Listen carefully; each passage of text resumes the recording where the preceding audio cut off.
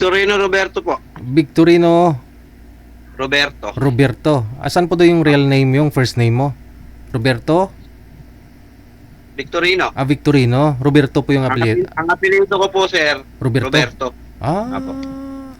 Taga saan po kayo? Santa Maria. Bulacan. Apo. Mukhang nagmamakaawa ka na dito. Sabi mo nalulungkot ka. Mukhang hindi naman halata. Nakapagpapalito po ako sa inyo ng nakaraan kaya lang hindi naman po kami nakapag-usap. Okay. Ilang taon na ho kayo? 42 po. 42. Hiwalay sa asawa? Tagal na, 2018 po. Ilan po anak ninyo? 3. Tatlo. Ilang taon na ho yung mga anak mo? Isang 12, isang 20, saka isang 22. 22. Panganay o 22. Bali, isa na ho yung nanay nila.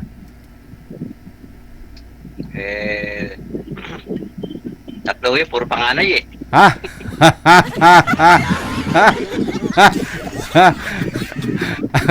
Tatlo, puro panganay. So, ano yun? Parang inanakan ka na lang nila tapos sabay iwan? Ay. Nagpalahi lang kasi iniwanan na ako. Pero dala-dala ho nila yung mga anak mo o nasa sayo po ngayon? Yung isa nasa akin, nag-aaral ko. Okay. Bunso, yung bunso? Ay, nasa ina. Nasa ina. Ba't hindi nag-workout? Ano pong nangyari? Nagsama lang ho kayo tapos may kunting diferensya. Ano po ba? Umalis? Ay, nakipagrelasyon mo siya sa iba Ay, ganoon? Kung alam niya namang seryoso ka, hindi niya dapat gagawin yun. Hindi pa kontento. Habang kwento, sir Oo. So, yun po talaga, no? Buhay.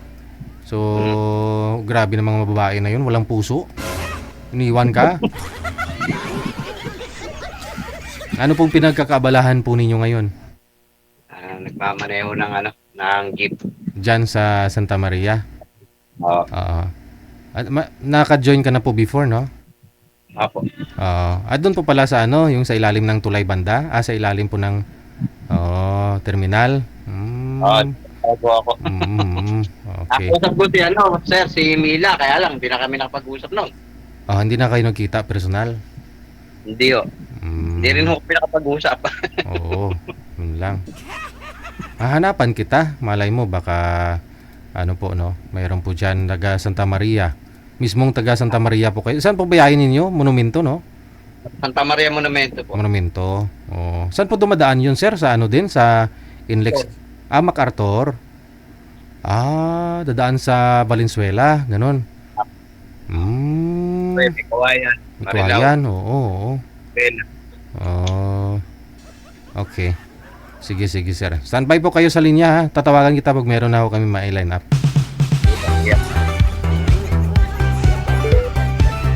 Grabe naman itong mga babae na to. Pagkatapos yung pagsawaan si sir, mawala kayong puso.